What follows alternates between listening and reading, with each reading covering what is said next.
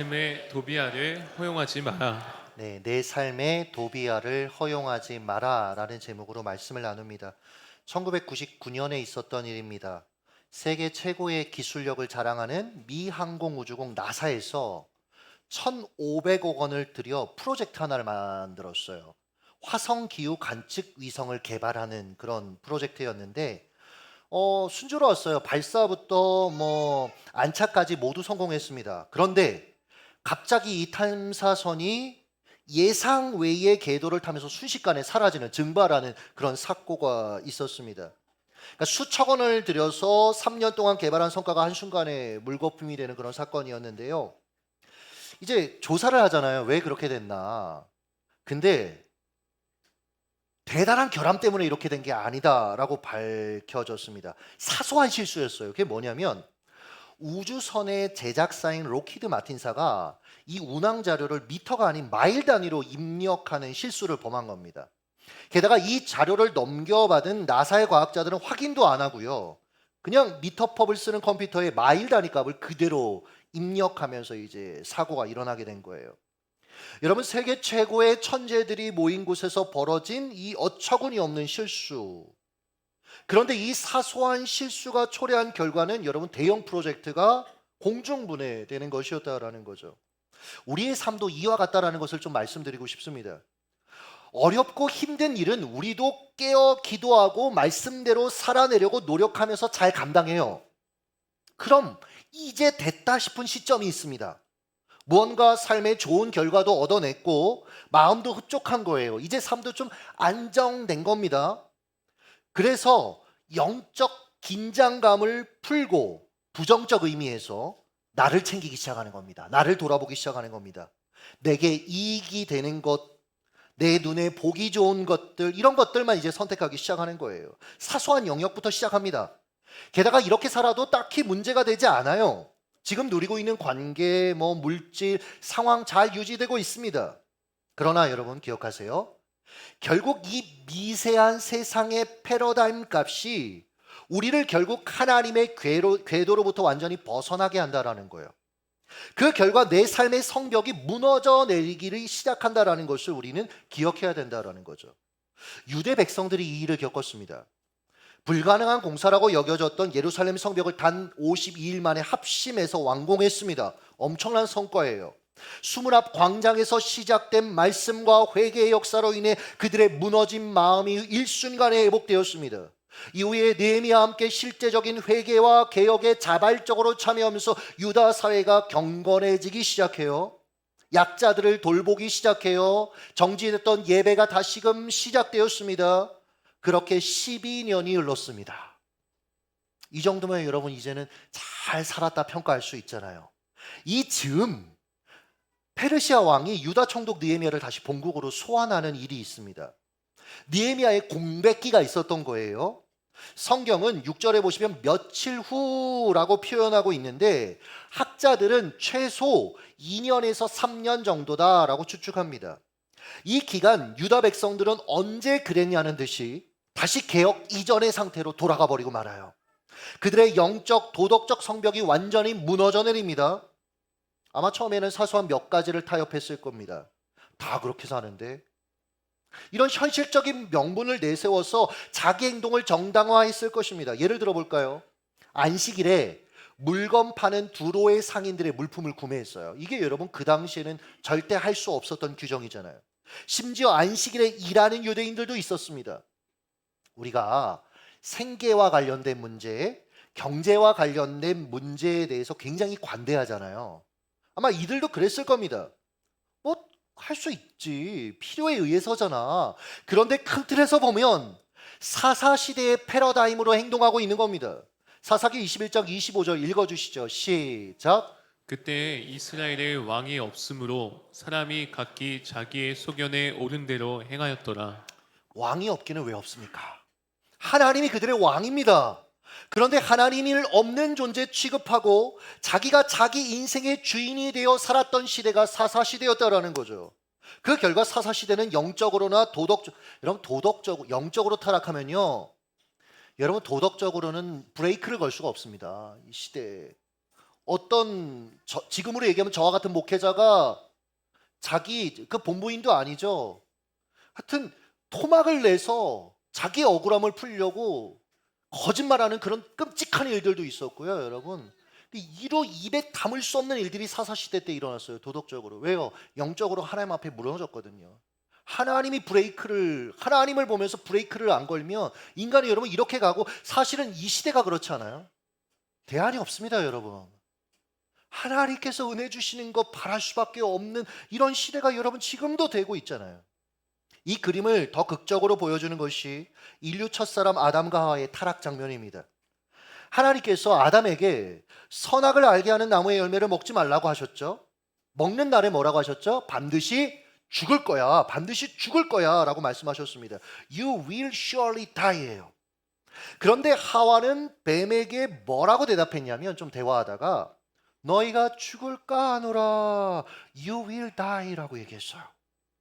하나님의 말씀을 자기 입맛에 맞게 임의대로 해석하고 전한 거예요.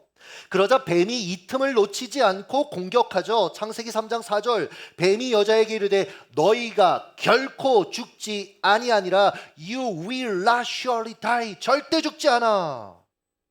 사랑하는 여러분, 하나님이 그렇다고 말씀하시면 100% 순종하는 것이 우리의 역할이지, 우리가 하나님의 말씀을 내게 맞는 옷으로 변형시키는 것이 우리의 역할이 아님을 기억하시기 바랍니다. 이러면 좀 편하게 살 것 같고 잘 살 것 같은데 여러분 결국 무너지더라고요. 하나 안타깝게도 뱀의 말, 너희 죽지 않아, 너희가 그 열매 먹고 하나님과 똑같이 될까 봐 하나님이 두려워서 거짓말한 거야 라는 그 말을 결국 받아들입니다. 여러분 주변에도 여러분의 지인들이, 또 여러분들이 보고 있는 SNS 아니면 여러 가지 미디어들이 하나님의 선하심과 공급하심을 의심하게 하고 오히려 더 좋은 삶의 대안이 있다라고 말할 겁니다. 이 말이 내게 영향을 미치면 어떻게 되는지 아십니까? 최근에 한 지체가 결혼해서 살 집을 구하는 과정이 너무 어렵다고 토로하는 거예요. 목사님, 벌써 아파트 구해야 한다는 압박감에 돈을 제가 부리는 게 아니라 섬기고 있다는 느낌을 받습니다. 아파트 값이 내려가야 되는데 내려가면 안 된다고 말하는 누군가의 말도 너무 미워요. 그래서 제가 진짜 아끼는 말로 말해줬습니다. 작은 원룸에서 시작해도 된다는 마음으로 접근하시면 오히려 더 편안하고 순탄하게 하나님 앞에 결혼을 준비하실 수 있을 거예요. 돌아온 답변입니다. 마음이 별로 안 좋은 게 확실하네요. 목사님까지 그렇게 얘기한다는 거예요. 제가 왜 이 지체가 원하는 답이 뭔지 모르겠습니까? 그냥 기도할게 라고 저도 말할 수 있습니다. 그러나 여러분 이런 생각을 해보세요.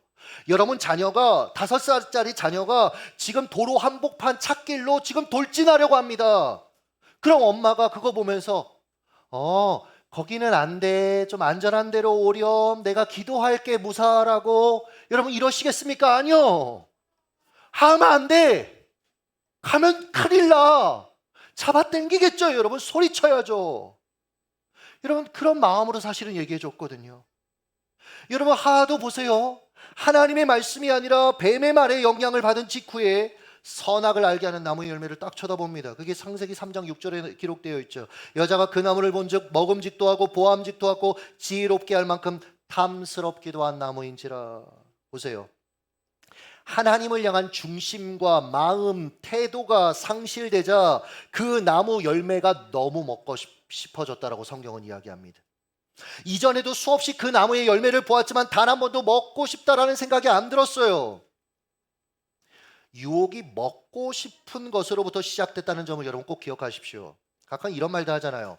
목사님 다 먹고 살자고 하는 일 아닙니까? 야, 다 먹고 살자고 하는 일이야. 아닙니다. 우리는 하나님의 영광을 위해 사는 존재입니다.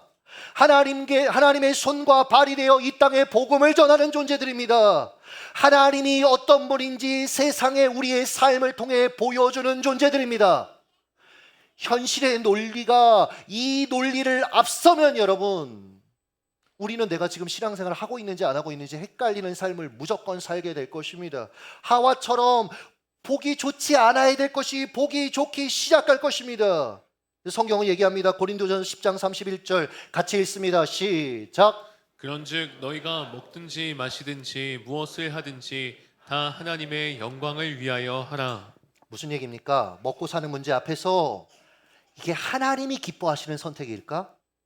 이 선택이 하나님의 선하심을 주변에 드러내고 나타내는 그런 선택일까? 우리는 매 순간 먹는 문제 앞에서, 현실의 문제 앞에서 질문해야 된다는 거예요. 이 질문을 안 하는 순간 우리는 여러분 보기 좋은 대로 취하게 돼 있어요. 한편 보암직도 하고 방금 전까지 전혀 보기 좋지 않았던 것들이 하나님을 향한 말씀, 그 중심이 상실되니까 좋아 보이는 거예요. 그러니까 여러분, 내 눈에 보기 좋다고 해서 무장해제 되시면 안 됩니다. 하나님이 보시기에 좋은 것인가, 이걸 여러분 확인하셔야 돼요. 그리고 탐스럽기도 했다라고 얘기했죠. 탐욕이 생긴 겁니다. 이미 충분했잖아요. 하나님 주신 에덴 동산으로 충분했잖아요. 하나님과의 교제로만으로 충분했잖아요. 그런데 만족하지 못하는 겁니다. 그래서 필요 이상의 것을 취하려고 시도하는 거죠. 그 결과 더 많은 것들을 얻어내기 위해 자기를 희생시키고 다른 이들을 희생시킵니다. 게다가 욕심부리잖아요. 그래서 무리수를 둡니다. 항상 욕심은 무리수를 두게 돼 있어요. 참 민감한 얘기긴 한데, 한창 코인 열풍 불었을 때, 주식 열풍 불었을 때 목회자로서 제가 이 마음을 너무 많이 졸였어요. 왜냐하면 딱 봐도 이건 욕심인데, 근데 여러분 그게 다 끝나고 나서 그 결과를 보는데 너무 마음이 아파요. 여러분, 욕심은 무조건 무리수를 두게 돼 있습니다. 하지 말아야 될 것까지 가게 한단 말이죠. 그것으로 하나님이 우리에게 주신 삶이 무너지는 일들이 얼마나 많이 있냐라는 거예요. 이 패턴을 그대로 답습한 사람이 제사장 엘리야십입니다. 그는 성벽 재건의 주역으로 가장 먼저 헌신했던 사람이에요, 여러분. 느헤미야서에 총 9번 그의 이름이 등장할 정도로 영향력 있는 인물이었습니다. 그런데 그가 어떻게 했는지 아세요? 느헤미야 부재 중에 느헤미야 몰래 예루살렘 성전 안에 도비야를 위한 전용 VIP 룸을 마련해 줍니다. 7절 한번 읽어주시죠. 시작. 예루살렘에 이르러서야 엘리야십이 도비야를 위하여 하나님의 전뜰에 방을 만든 악한 일을 안지라. 도비야가 누굽니까? 암몬족의 족장이었고 느헤미야의 성벽 공사를 방해했던 산발랏의 핵심 브레인이었고 몇 번에 걸친 느헤미야 암살을 주도했던 인물입니다. 그런데 이 악한 사람을 위한 전용 공간을 성전에, 그것도 성전의 거룩함을 목숨 걸고 지켜야 될 제사장이라는 작자가 마련해 준 거예요. 우리도 이렇게 살 가능성이 있고요. 살고 있지 않은지 점검해야 된다라는 거죠. 성경은 우리의 몸이 거룩한 하나님의 성전이라고 말합니다.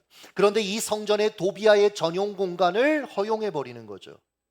남편과 아내 사이에 불화와 다툼이라는 도비야를 허용해 버리는 겁니다. 순간 가정의 성벽, 하나님이 세우신 가정의 성벽은 무너져 내리기 시작하는 겁니다. 어린 시절 방 한 칸짜리 집에서 살았어요. 이게 참 부모님하고 이렇게 부딪히며 사니까 좋은 점도 있지만 가장 힘들었던 게 뭐냐면 밤에 부모님이 다투시는 순간이었습니다. 어디 피해 갈 곳이 없어요. 부모님이 내뱉는 말을, 그때 여러분 가장 쓴 말을 내뱉잖아요. 그걸 어린 나이에 다 듣고 가슴에 묻어야 했습니다. 게다가 아버지가 어머니를 때릴 때면 어머니를 보호해야 된다라는 그 일념 때문에 제가 아들이니까 맞섰어요. 그 결과 아버지와의 관계는 최악을 치달았습니다. 늘 불안했고 분노로 가득한 삶을 한동안 살았습니다. 그래서 진짜 오래 방황했어요. 혹시 저와 비슷한 일을 겪고 있는 우리 다음 세대들이 있다면 좌절하지 말라고 꼭 얘기해 주고 싶어요. 부모님의 관계는 우리가 통제할 수 없어요. 그건 우리 소관이 아닙니다. 그건 여러분 탓이 아니에요. 여러분이 말 잘 듣는다고 부모님 사이가 좋아지거나 문제가 해결되는 게 아닙니다. 다시 말씀드려요. 여러분의 잘못이 아닙니다. 그건. 하지만 그 상황을 대하는 나의 태도를 결정하는 거, 그 상황을 해석하는 건 내 몫입니다. 부모님을 증오하기보다는 부모님을 위해 기도하는 걸 여러분이 선택할 수 있어요. 나도 결혼하면 똑같이 불행하게 살 거야 라고 해석하기보다는 건강한 가정을 만들기 위해 하나님 앞에 훈련받는 것을 택할 수도 있는 겁니다. 여러분 중에 혹시 노력했는데도 부부관계가 다람쥐 쳇바퀴 돌듯 반복되어서 정말 절망스럽다, 그래서 이제 다 포기하고 싶다, 상대를 향해 그냥 비난하고 탓하며 살고 싶다라는 그런 여러분 마음이 있는 분들 계십니까? 그 도비아를 절대 여러분의 가정에 허용하지 마십시오. 다시 한번 여러분 기도하세요. 기도하시면서 부부 상담도 여러분 꼭 받아보십시오. 여기서 포인트는 기도하며입니다. 기도하며. 기도할 마음이 있고 기도할 무릎이 있는 커플은 상담할 때 마음이 이미 열려 있는 겁니다. 상담사가 내 문제를 다 해결해 줘야 한다라는 식의 수동적 태도가 아니라, 하나님, 이 대화를 통해 제 내면을 직면하게 해주세요. 제가 개선해야 될 것을 보게 해주세요. 실천할 수 있는 용기를 주세요. 능동적으로 그 상황 가운데 하나님과 함께 반응할 수 있는 겁니다. 제 가까운 지인 부부가 결혼 이후 줄곧 관계가 좋지 않았어요. 자매는 남편과 싸우고 나면 시어머니에게 꼭 전화를 했습니다. 그래서 그만 살고 싶다, 이 얘기를 시어머니한테 항상 했어요. 그러니까 시어머니 또 너무 마음이 아픈 거예요. 근데 최근 많이 달라졌길래 무슨 일이 있었는가 했더니 기도하면서 부부 상담을 받기 시작했다는 거예요. 저는 이런 노력이 내 삶의 도비아를 허용하지 않으려는 건강한 몸부림이라고 생각을 합니다. 이 외에도 우리가 내 삶에 허용하지 말아야 될 도비아는 너무나 많이 있습니다. 낭비 또는 잘못된 물질 사용이라는 도비아도 있습니다. 그래서 아무리 힘들게 벌어도 가정 경제는 늘 휘청거리는 거예요. 하나님 주신 꿈과 목표를 내가 갖고 있습니다. 하지만 그 비전은 도무지 이루어지지 않죠. 왜요? 게으름이라는 도비아, 좋지 못한 습관이라는 도비아가 내 안에 따리를 틀고 있기 때문입니다. 그래서 내 인생의 성벽이 늘 무너져 내립니다. 이보다 더 심각한 도비아도 있습니다. 죄라는 도비아. 죄가 내 삶에 들어올 때, 죄가 내 가정에 들어올 때, 죄가 내 비전의 이면에 슬며시 파고들어 사소하게 여기고 내 멋대로 그것을 허용하는 순간 내 삶은 무너져 내리는 겁니다. 실제로 있었던 일이에요. 한 여자가 남자를 만나게 됩니다. 근데 이 남자가 꽤 괜찮았나 봐요. 외국계 회사에 본인이 다닌다라고 소개를 했고, 그래서 사랑이 시작됩니다. 근데 어느 날 이 남자가 오더니 본인이 이제 외국계 회사 그 본사로 가게 됐다, 발령이 됐다, 그러니까 결혼하자, 프로포즈를 한 거예요. 프로포즈 하니까 한 가지가 생각납니다. 지난주 목요일 날 남미경 집사님 가정이 오픈한 커피숍에 갔는데 들어올 수 없다는 거예요. 누군가 통째로 대관을 했다는 거예요. 그래서 목사님 정말 죄송하지만 돌아가셔야 되겠습니다 해서 돌아왔습니다. 누가 빌렸는지 아십니까? 그 사악한 정려한 형제, 프로포즈 한다고 빌렸어요. 네, 그래요. 잘 사는지 지켜볼 겁니다. 보세요. 그러니까 이런 식으로 남자가 이 여자에게 프로포즈를 감동적으로 한 거예요. 이후 신부에게요. 그 다음이 문제예요. 그 유진자매 잘 정신 차려야 돼요. 신부한테 급전이 필요하다는 식으로 3,700만 원을 빌렸습니다. 결혼식 당일 남자 어머니가 결혼식장에 방금 도착했으니까 내가 모시고 오겠다고 이 남자가 나갔는데 안 돌아왔어요. 잠적했습니다. 이 생각이 들더라고요. 이거 기사에 나왔던 얘기거든요. 고작 3천만 원 사기치려고 슬그머니 남의 인생에 들어와서 한 여자의 인생을 망가뜨려요.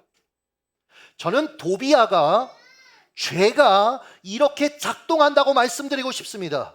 우리 안에 틈을 타고 슬며시 들어와 하나님이 주시는 축복된 삶을 막아버리고 삶을 거덜내버리는 거예요.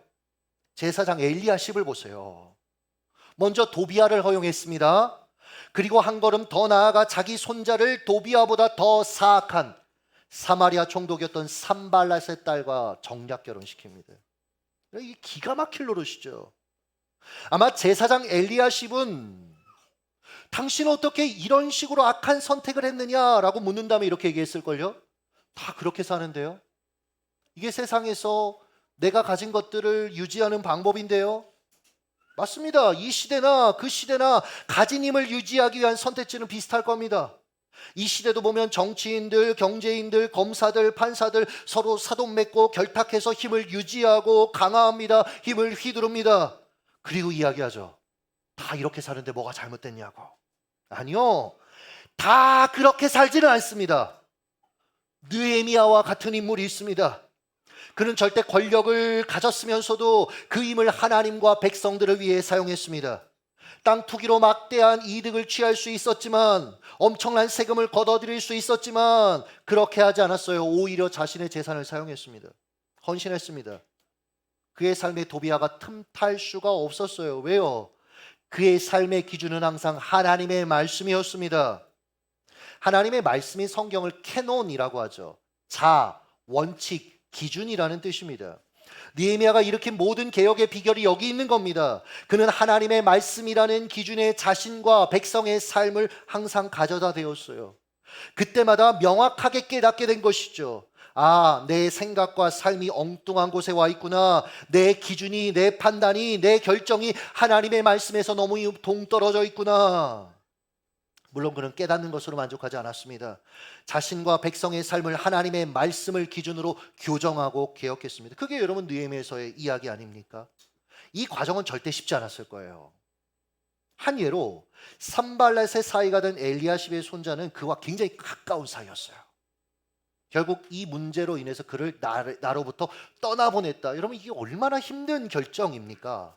게다가 엘리야십은 유대 사회에 막강한 영향력을 행사하는 사람이었습니다. 왜냐하면 신정사회였잖아요. 그러니까 여러분 종교인이 얼마나 막강했겠습니까? 거기다 대제사장이었는데요. 이 문제를 어떻게 처리해야 될까? 심적으로나 외부적으로나 상당히 힘들었을 것입니다. 고민하는 그에게 누군가 와서 이렇게 얘기하지 않았을까요? 총독님 오시고 나서 너무 이 나라가 좋아졌어요. 저는 이 정도면 만족합니다. 굳이 힘들게 저들과 부딪혀서 또 분란을 일으킬 필요가 있을까요? 근데 적당히 구슬려서 사용하세요. 근데 정치적인 어떤 스킨십을 하세요. 짐 콜린스는 그의 책 좋은 기업을 넘어 위대한 기업으로를 통해 성공한 기업은 많지만 세월의 검증을 견뎌내고 회사가 추구하는 그 가치를 계속해서 유지하는 기업은 많지 않다라고 진단했습니다. 그는 궁금했어요. 대체 이 차이가 어디서 오는 걸까? 그가 발견한 사실은 이것입니다. 좋은 것은 위대한 것의 적이다예요. 좋은 것은 위대한 것의 적이다. 탁월한 통찰입니다. 위대해질 수 있는 가능성을 막는 가장 큰 적은 다름 아니라 적당히 좋은 것에 안주하려는 마음이라는 거예요.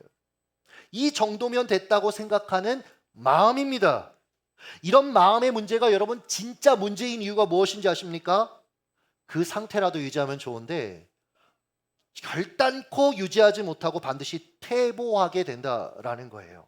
바울은 이것을 알았습니다. 그래서 빌립보서 3장 13절 14절에서 이렇게 얘기했죠. 읽습니다. 시작. 형제들아 나는 아직 내가 잡은 줄로 여기지 아니하고 오직 한 일을 즉 뒤에 있는 것은 잊어버리고 앞에 있는 것을 잡으려고 표대를 향하여 그리스도 예수 안에서 하나님이 위에서 부르신 부름의 상을 위하여 달려가노라. 아멘. 많은 것을 이룬 인물입니다. 많은 것을 헌신한 인물입니다. 이제 적당히 됐다라고 해도 되는데 그는 난 아직 잡은 줄로 여기지 않아. 난 그래서 그 표대를 향해서 그 목표 꼬린점을 향해서 여전히 달려가노라. 여러분 우리는 죽을 때까지, 아니 주님이 오신다면 주님 오시기 전까지 예수님을 닮아가는 것이 우리의 사명입니다. 이게 성화라고 얘기하죠. 여러분 우리의 성품과 우리의 삶이 끊임없이 예수님을 닮는 건 이미 이루었다라고 말할 수 있는 존재가 아무도 없어요. 우리는 계속해서 말씀 앞에 나 자신을 점검하면서 예수 닮는 것에 힘을 다해야 합니다. 여러분 이 외에도 여러분에게 맡기신 하나님의 사명이 있지 않습니까? 그것을 위해 우리는 헌신하며 살아가야 합니다. 만약 바울이 다 이룬 줄 알고 만족했다면, 그래서 예수님 맡기신 그 사명을 등한시했다면 이후에 어떤 일이 벌어졌겠습니까? 느헤미야가 만약 적당히 타협했다면 이후 그와 유다 사회는 어떻게 되었을까요? 저와 여러분이 적당히 타협하고 산다면 이후에 우리의 가정과 우리의 삶, 더 세움 공동체는 여러분 정말 어떻게 될까요? 한국교회 보시잖아요. 적당히 만족하다가 적당히 성공했다, 적당히 성장했다, 여기가 좋사오니 하는 순간 그들이 결국 최종적으로 여러분 직면하는 문제는 뭡니까? 나중에 그 교회 재산 서로 갖겠다고 싸우고 소송 거는 것밖에 없지 않습니까? 성도들이 서로 팔을 가르고 거기서 여러분 내 파가 더 좋다, 네 파가 더 좋다, 팥싸움하고 있는 거 여러분 이거밖에 없지 않습니까? 예배는 다 메말라가고 다음 세대는 다 교회를 떠나고 여러분, 이게 우리의 일이 되지 않는다고 우리는 장담할 수 없는 거예요, 여러분.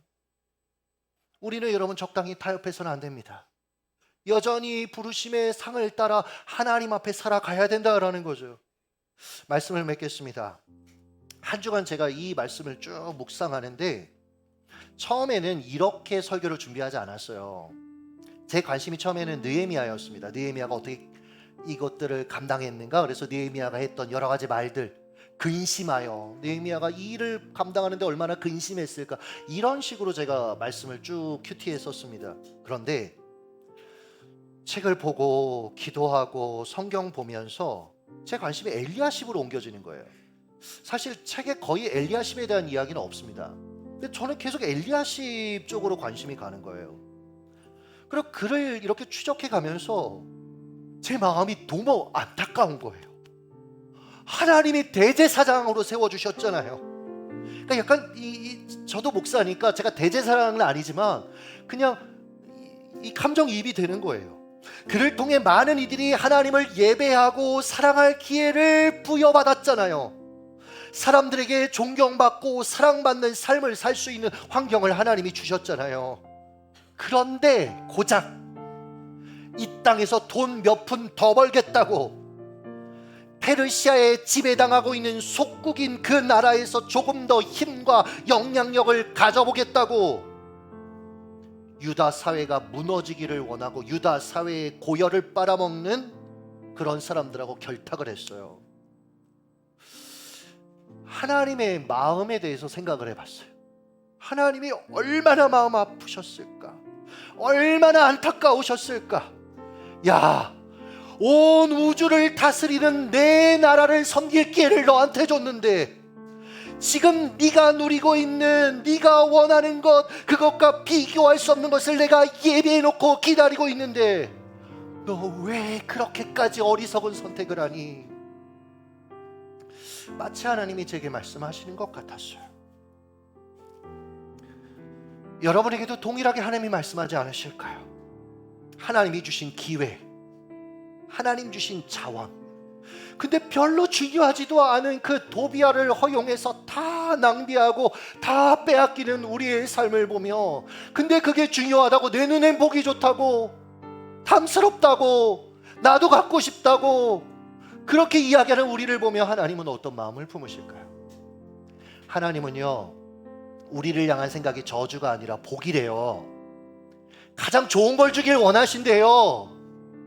그러므로 여러분, 다시금 내 눈에 보기 좋은 게 아니라 말씀이 말하는 삶, 하나님이 좋다 여기시는 것을 위해서 살아가는 그 삶을 다시금 도전하셨으면 좋겠어요. 다시금 결단하셨으면 좋겠어요. 느헤미야가, 여러분 나중에 성경을 쭉 읽어보시면 계속하는 얘기가 있어요. 하나님, 나를 기억해 주세요. 여러분, 우리가 회개도 해야 되겠지만 주를 위해 살아가면서 그렇게 고백할 수 있는, 다 아니라고 얘기하고 아무도 찬성하지 않아도 하나님 앞에 살아가는 사람만이 얘기할 수 있는 고백, 나를 기억해 주세요. 사람들은 기억 안 해도 돼요. 하나님, 사람들은 지금 내 마음은 몰라줘도 돼요. 하나님은 제 마음 아시잖아요. 저를 기억해 주세요. 하나님께 기억되는 그 인생 살아가시길 예수님의 이름으로 축복합니다. 기도하겠습니다.